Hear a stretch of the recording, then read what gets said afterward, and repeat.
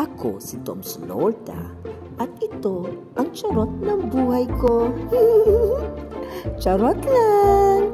Yes, hello mga kacharotera kong friend. For today's kacharotan ng buhay ko, magpiprito tayo ng isda at etong tinatawag namin kusido. Yan, yung sinabawang isda na maasim. So, nandiyan ang mga ingredients. Nandiyan ang bawang. Ay, wala palang bawang. Sorry na. Sibuyas, kamatis, sili, at yung pechay. So, una, magpiprito muna ako syempre. So, para mas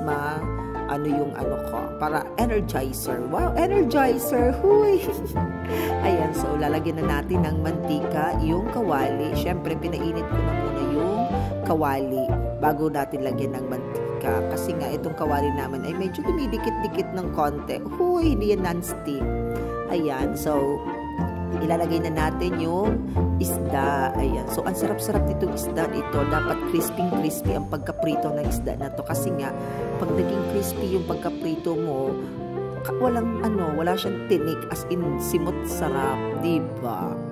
So, ganyan yung paborito naming isda dito sa bahay. Kasi nga, malambot na yung tinik niya pag naprito na as in.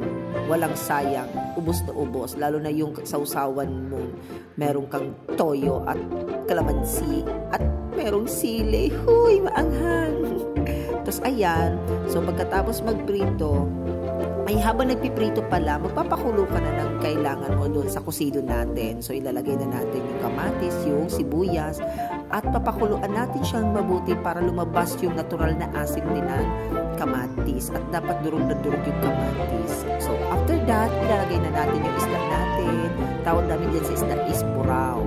Okay, so ayan, ang kusido natin. Takpan natin ng ilang minuto.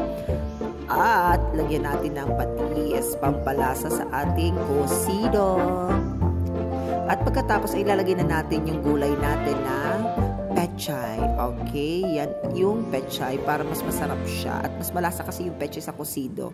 And after that, ilalagay na natin yung sili natin para medyo bumango yung ating kusido. At ilalagay na natin ang kalamansi. At patayin na natin ang apoy niya pag nalagay na natin yung kalamansi. Sige, hanggang dito na lang ang charot ng buhay ko. Babu!